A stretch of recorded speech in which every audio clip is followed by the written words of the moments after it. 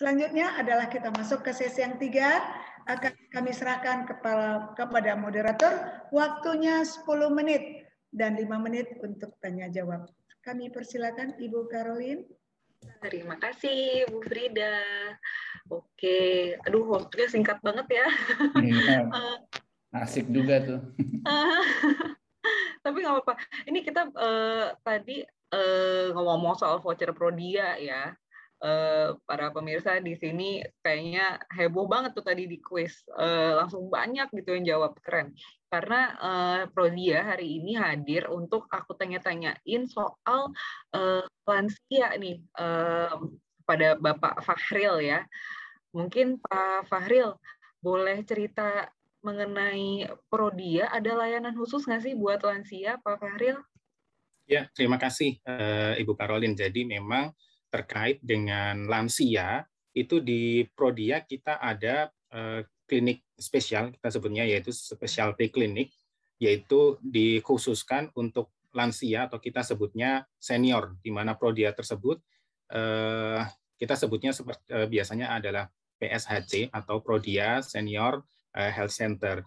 Nah, jadi yang membedakan specialty klinik tersebut dengan Prodia pada umumnya, selain di dalamnya ada pemeriksaan laboratorium yang umum seperti di laboratorium Prodia yang lainnya, di dalam PSHC tersebut kita juga ada layanan seperti fisioterapi, kemudian akupuntur, kemudian BMD untuk mengetahui resiko terkait dengan osteoporosis, kemudian EKG. Selain itu pun di PSHC tersebut ada layanan konsultasi dokter, tidak hanya dokter umum, tapi juga ada dokter spesialis seperti konsultasi untuk penyakit dalam, geriatri maupun akupuntur. Dan salah satunya untuk geriatri nanti bisa juga dibantu konsultasinya dengan Dr. Arya Govinda.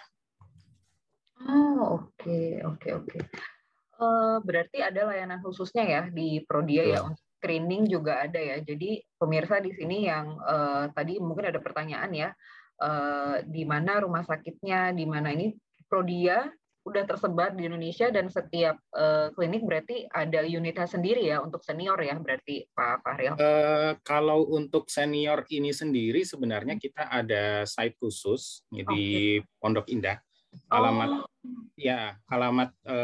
tepatnya adalah di Jalan Metro Pondok Indah, TB31, Kebayoran Lama, Jakarta Selatan.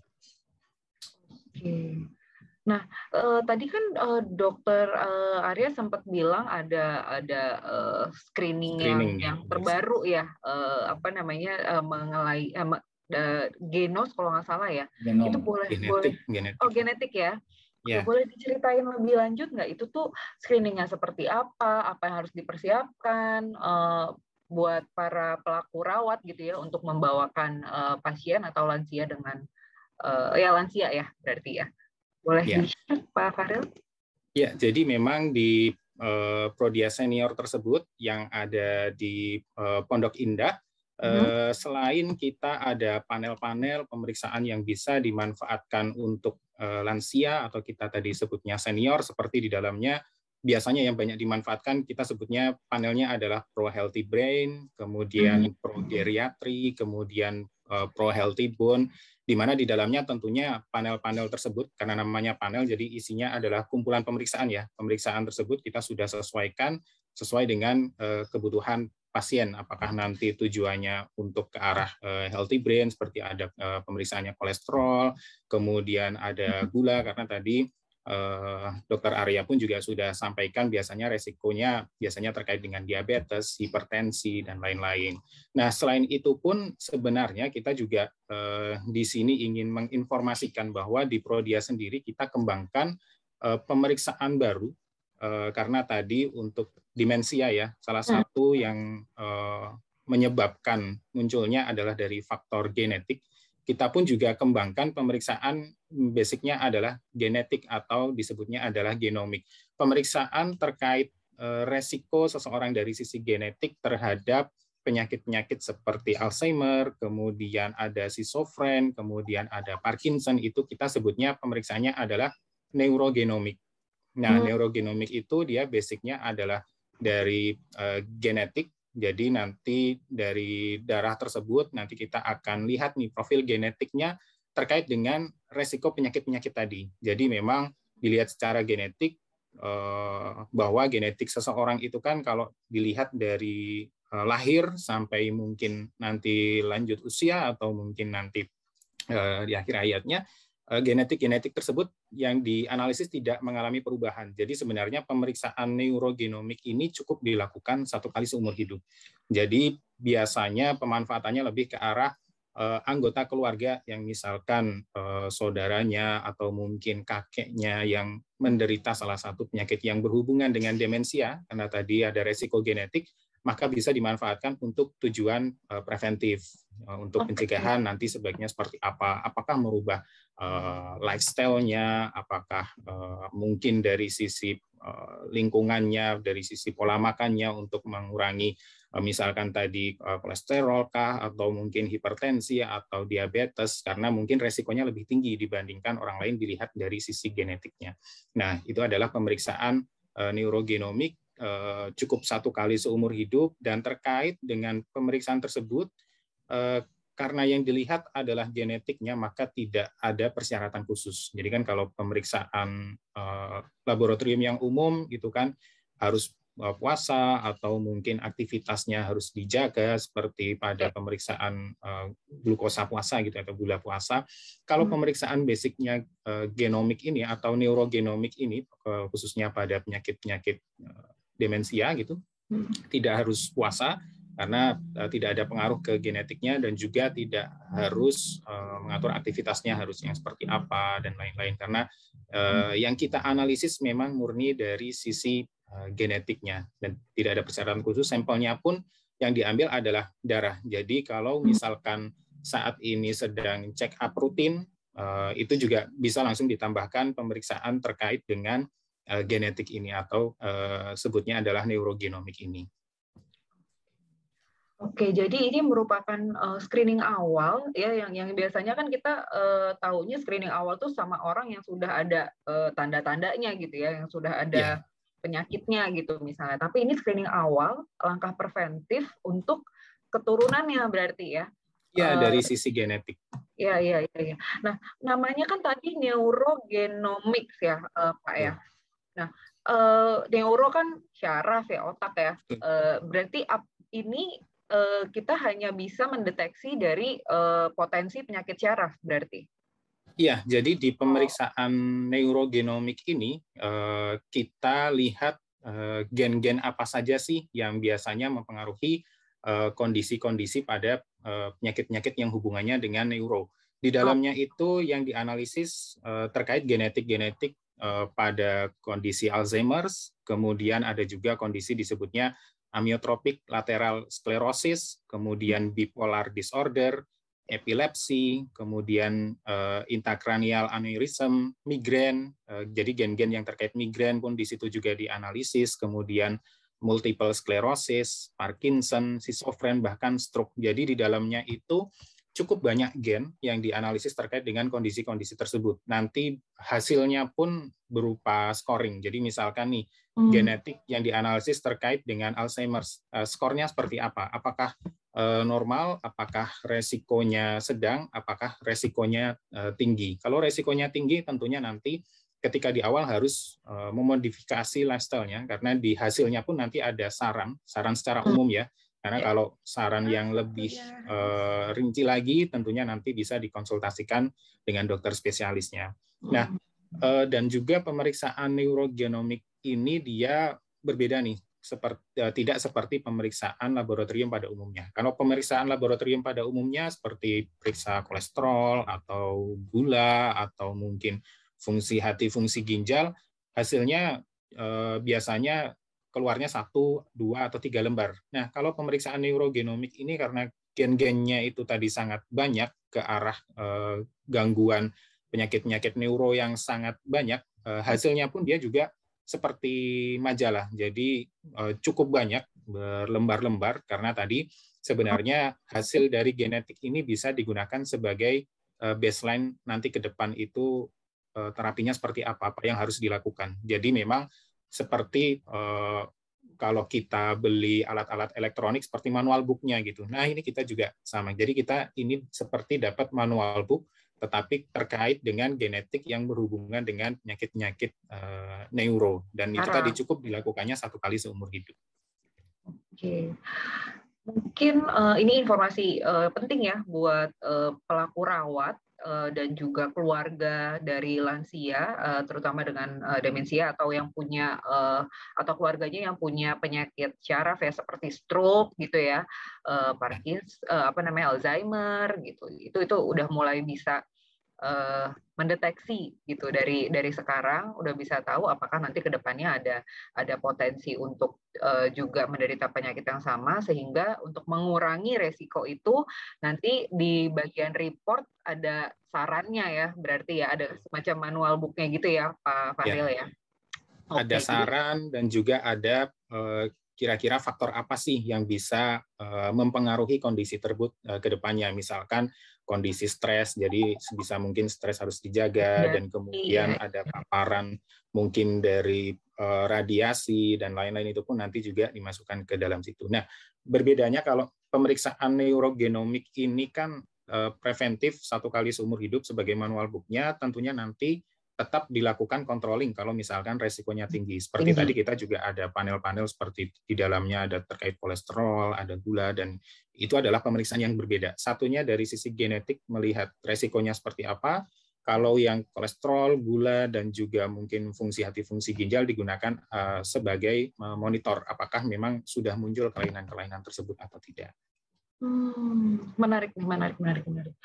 Nah, ada usia tertentu nggak yang jadi minimal gitu untuk pemeriksaan ini? Kebetulan ada 1 pertanyaan nih, Dr. Fahril. Ya, jadi memang terkait dengan pemeriksaan basicnya genetik ini ya, karena seperti tadi secara teori bahwa dari awal orang hidup, manusia dilahirkan, sampai nanti lanjut usia itu profil genetik yang kita analisis itu tidak mengalami perubahan.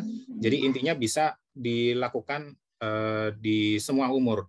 Tetapi terkait dengan pemeriksaan genetik ini, kita ada informed consent dan juga surat pernyataan surat persetujuan, di mana tujuannya adalah agar pasien tersebut sebenarnya sudah bisa mengetahui kalau hasilnya seperti ini, apa yang harus dilakukan. Jadi persyaratannya adalah minimal 18 tahun. Jadi pemeriksaan ini paling cepat itu bisa diperiksakan pada pasien usia 18 tahun ke atas, dan sebaiknya karena memang tujuannya adalah preventif untuk pencegahan sebelum penyakit tersebut muncul, itu pemeriksaan ini sudah dilakukan untuk melihat resikonya seperti apa. Karena kalau misalkan pasien tersebut periksa ketika kondisinya sudah muncul, misalkan saat ini terkena didiagnosis Alzheimer atau Parkinson, sebenarnya pemeriksaan dari sisi genetik atau genomik ini benefitnya tidak terlalu tinggi apabila diperiksakan ketika awal sebelum penyakit tersebut muncul. Karena kalau di awal kita istilahnya sudah tahu nih, di depan nanti ada bahaya, apa yang harus dilakukan gitu. Oke. Ya 18 tahun dianggap cukup dewasa juga ya menyikapi report yang akan disuggest ini ya. Ya, dan dia bisa menentukan juga apa yang harus dilakukan terkait dengan kondisi kesehatannya. Selain itu pun juga pemeriksaan karena basicnya adalah genetik ya, genomik, maka di laboratorium Prodia pun kita juga sediakan genetik konselornya. Karena nanti kalau genetik konselor memang dia khusus konselingnya terkait dengan genetik seseorang. Jadi nanti hasil dari pemeriksaan neurogenomik ini bisa dikonsultasikan dengan genetik konselor kita. Oke. Itu udah termasuk dalam paket itu berarti ya? Iya, sudah termasuk di dalam paket pemeriksaan. Keren. Ini pertanyaan. Dok? Ya. Silakan.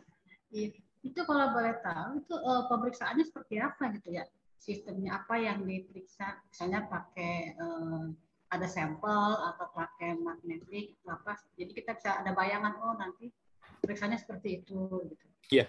Jadi kalau dari sisi pemeriksaan sebenarnya tidak jauh berbeda ya dengan pemeriksaan laboratorium pada umumnya.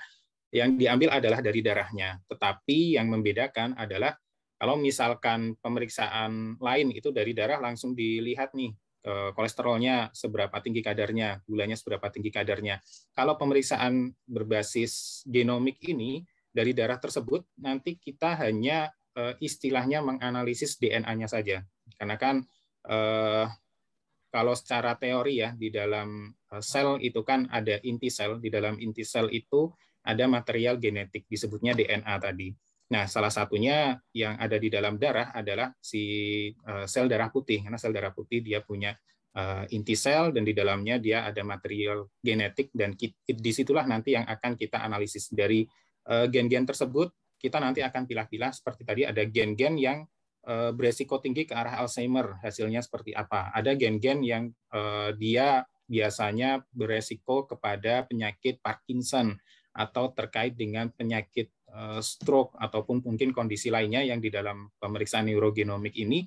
Jadi memang secara teknisnya yang diambil tetap adalah dari darahnya.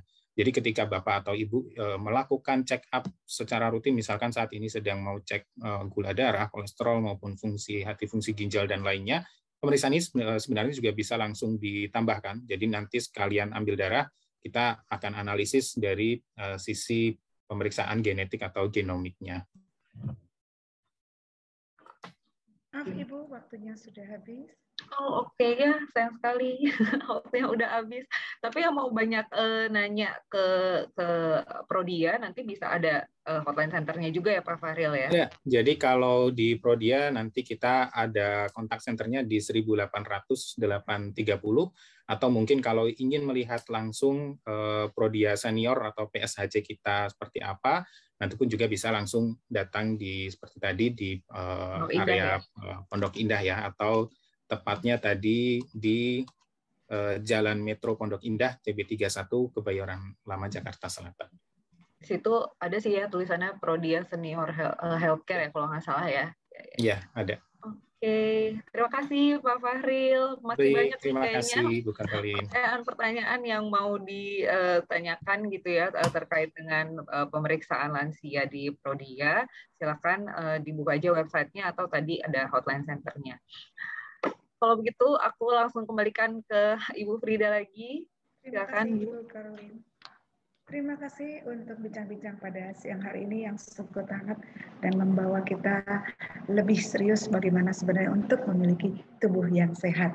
Selanjutnya nanti ada yang perlu dengan laboratorium Prodia, silakan dihubungi di nomor player yang sudah ditentukan. Terima kasih kami ucapkan kepada Pak Fahril yang sudah mengisi acara pada siang hari ini. Selanjutnya kita saksikan promosi Prodia dan dilanjutkan dengan promosi KNH sebelum kita masuk ke acara Door Prize yang ketiga. Bapak Ibu jangan tinggalkan tempat, seru untuk promosi untuk Door Prize yang ketiga ini. Jangan dilewatkan. Sia-sia kedatangan Ibu 2 jam ke depan, meninggalkan di ujung acara ini.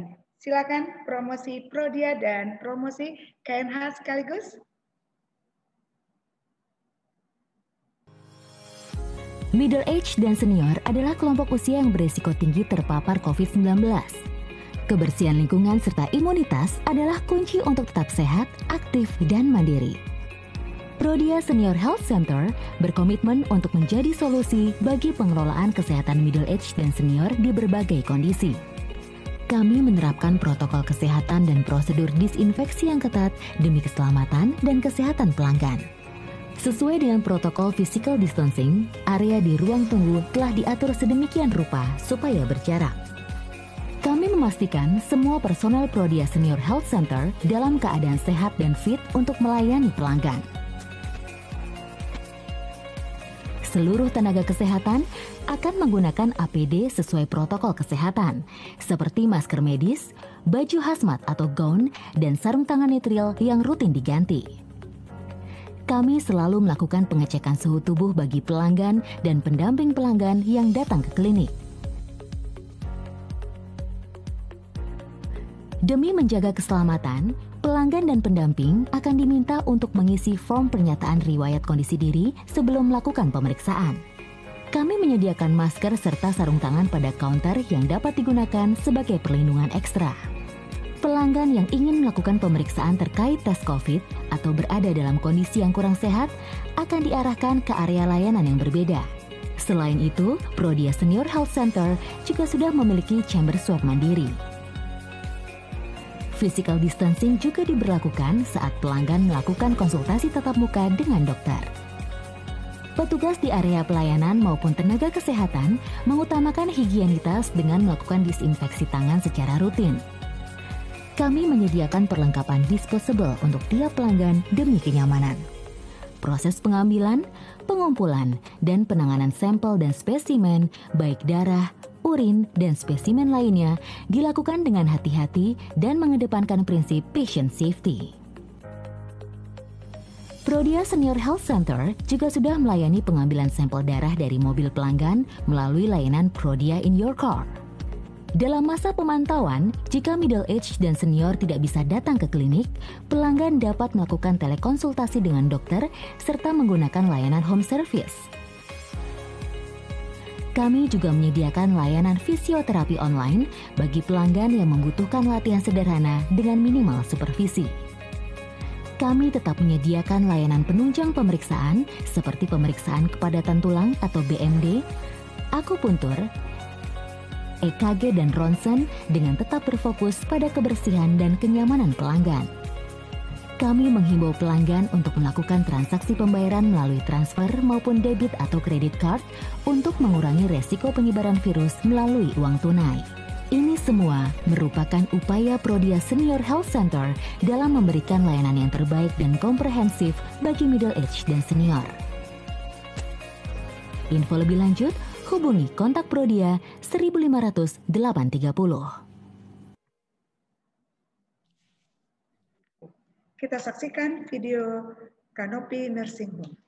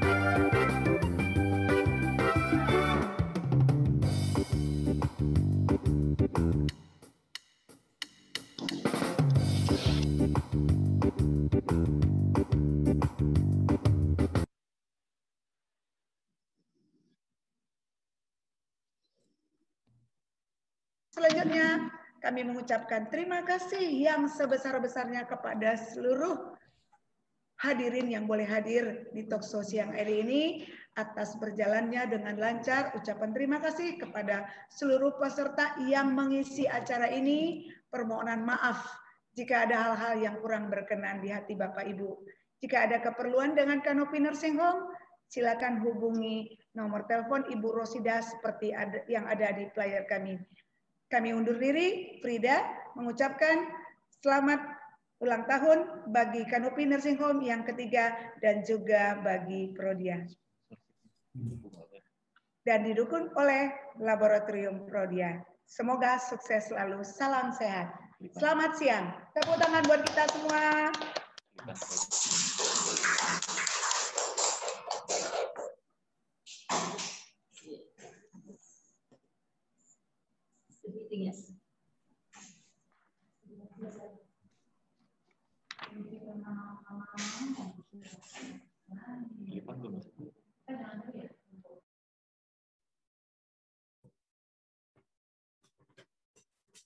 Bu Frida? Halo? Ibu, untuk yang masih ada mungkin mau berfoto bersama? Halo? Kamu nggak ada? Ada. Iya, kayaknya saran. Ya, dia tahu kemampuan lambung kalau dia biasa begitu ya. Ya, Bu, foto bersama, Bu. Bu, ada yang aware tuh. Oke, Bapak Ibu semuanya kita foto bersama ya yang masih ada di room. Oke, ini ada dua. Halo. Coba kita bergaya dengan secantik dan seganteng mungkin. Ya. Oke, saya mulai ya Bapak Ibu untuk 2 slide. Untuk 2 tampilan. Ya, pertama 1, 2, 3. 1, 2, 3. Sebentar, satu lagi. Sebentar. 1, 2, 3. 1, 2, 3. 1, 2, 3. Oke, terima kasih banyak Bapak Ibu. Terima kasih. Selamat siang. Terima kasih untuk semuanya, laboratorium.